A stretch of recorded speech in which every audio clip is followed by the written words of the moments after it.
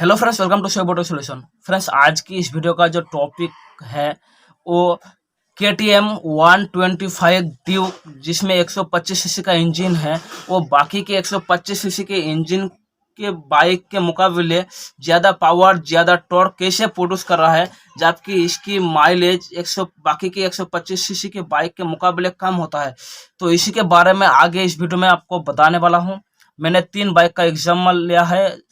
पहला बाइक जो है हीरो ग्लैमर, दूसरा बाइक जो है सुपर स्प्लेंडर, तीसरा बाइक जो है SP शाइन और चौथा बाइक जो है KTM ड्यूक 125।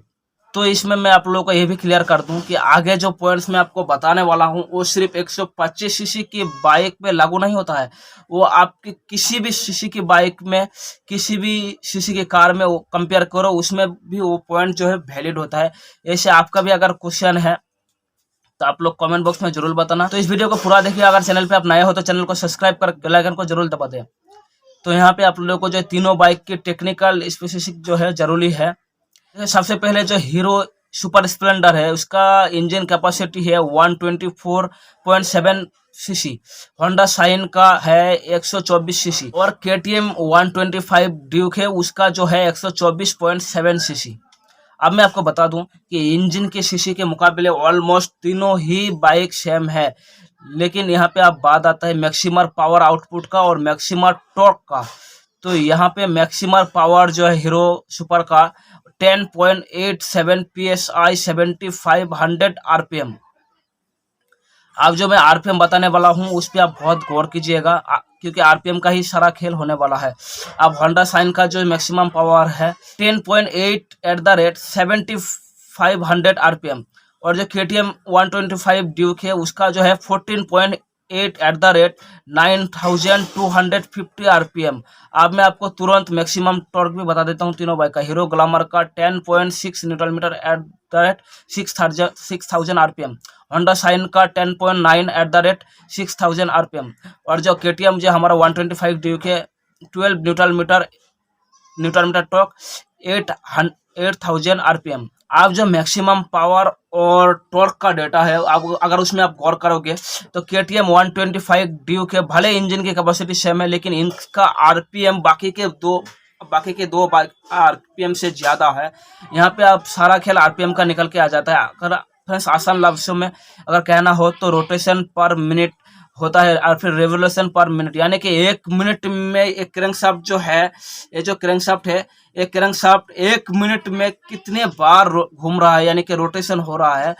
आपको मैं ये भी क्लियर कर दूँ, एक क्रैंकशाफ्ट जो कनेक्टिंग रॉड की हेल्प से जो पिस्टन है कनेक्टिंग है, तो पिस्टन जो है जब अप डाउन इसका जो मूवमेंट हो है उस पे बाकी एक क्रैंकशाफ्ट घूमता है। वो जो पिस्टन है जितना तेजी से इस सिलेंडर के अंदर स्पोकेट मोशन होगा, यानी कि अप डाउन होगा, उतना तेजी से क्रैंकशाफ्ट जो है घूमता है। अब इससे जुड़ा एक इंटरेस्टिंग डेटा है जो कि तीनों बाइक का ही है। मैं यहाँ पे आप लोगों को ये बताने वाला हूँ कि स्ट्रोक लेंथ, यानी कि हीरो ग्लैमर का स्ट्रोक लेंथ है 57.8 मिलीमीटर, होंडा शाइन का है 63.1 मिलीमीटर और KTM 125 ड्यूक का है 47.2 मिलीमीटर। पहले तो आप ये गौर कर ले कि जो हमारा KTM 125 ड्यूक है वो स्ट्रोक लेंथ है वो सबसे कम है। अब मैं आपको समझाता हूँ कि स्ट्रोक लेंथ होता क्या है और इस टॉपिक से वो कैसे जुड़ा हुआ रहता है। तो आप देखिए, ये जो पिस्टन देख रहे हो आप, जो ये सिलेंडर इंजन का है, ये इस तरफ से रहता है और पिस्टन का इस इंजन के साथ अप एंड डाउन, यानी कि रेसिप्रोकेटिंग सिस्टम होते रहता है, क्योंकि KTM 125 ड्यूक का स्ट्रोक जो लेंथ है वो ऊपर जाना और नीचे आना वो सिर्फ 47.2 मिलीमीटर है। इसलिए KTM 125 ड्यूक में वो पिस्टन जो है ज़्यादा तेज़ी से अप डाउन हो पाता है और जिस वजह से वो हमारा क्रैंकशाफ्ट जो है वो KTM 125 ड्यूक में ज़्यादा घूम पाता है।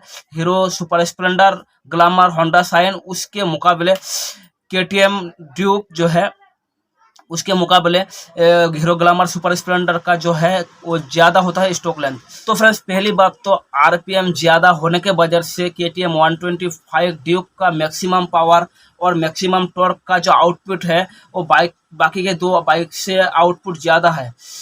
लेकिन यहाँ पे कंप्रेशन रेशियो जो है वो भी ज़्यादा मैटर करता है, बहुत ज़्यादा मैटर करता है। फिर से एक मैं डेटा दिखाता हूँ आप लोगों को। हीरो ग्लैमर का जो कंप्रेशन रेशियो है 9.9:1, होंडा शाइन का है 10:1, और जो हमारा केटीएम ड्यूक 125 सीसी का है वो 12.8:1। यहाँ पे केटीएम 125 ड्यूक का कंप्रेशन रेशियो ज़्यादा है। मैं आसान लफ्ज़ों में समझाता हूँ जो कंप्रेशन रेशियो होता क्या है। तो आप देखिए इंजन के सिलेंडर के अंदर जो हवा और पेट्रोल आता है, उस हवा और पेट्रोल को जो हमारा कंप्रेशन स्ट्रोक के टाइम पे कंप्रेस पिस्टन के द्वारा कंप्रेशन किया रहा है, कितना ज़्यादा कंप्रेस किया जा रहा है, कितना ज़्यादा दबाया जा रहा है। केटीएम ड्यूक 125 में सबसे ज़्यादा कंप्रेशन रेशियो है, वो यहाँ पे कंप्रेशन जो स्ट्रोक है वो ज़्यादा बेहतर तरीके से होता है, और जितना बेहतर तरीके से हवा और पेट्रोल को कंप्रेस कर पड़ रहा है, उस पेट्रोल का बर्न हो रहा है अच्छे से, उतना ही उसी वजह से हम लोग उस पेट्रोल से ज़्यादा बेहतर आउटपुट जो एनर्जी है वो मिलता है, और आरपीएम जो है वो ज़्यादा मिलता है। तो हमारा कंप्रेशन रेशियो जो है इस ज़्यादा है, इस वजह से ही केटीएम 125 ड्यूक है वो टॉर्क और आउट आरपीएम जो है वो ज़्यादा देखने को मिलता है। यहाँ पे एक और भी पॉइंट निकल के आता है, इससे जुड़ा हुआ है। तो देखिए यहाँ पे बहुत सारे लोगों को नहीं पता होगा, जो केटीएम 125 ड्यूक है वहाँ पे 2 नहीं 4 वाल्व होता है, 4 वाल्व होता है, 2 इनटेक वाल्व, 2 एग्जॉस्ट वाल्व। बाकी के हमारा जो हीरो ग्लैमर है, होंडा शाइन है, वहाँ पे 2 ही वाल्व होता है, एक इनटेक वाल्व, एक एग्जॉस्ट वाल्व। और इससे यहाँ पे ये फर्क आ जाता है, जो यहाँ पे ज़्यादा वाल्व का यूज़ किया गया है, एक सिलेंडर के अंदर 4 वाल्व है, तो वहाँ पे जो इनटेक स्ट्रोक है, जो एग्जॉस्ट स्ट्रोक है, वो ज़्यादा बेहतर तरीके से हो पाता है।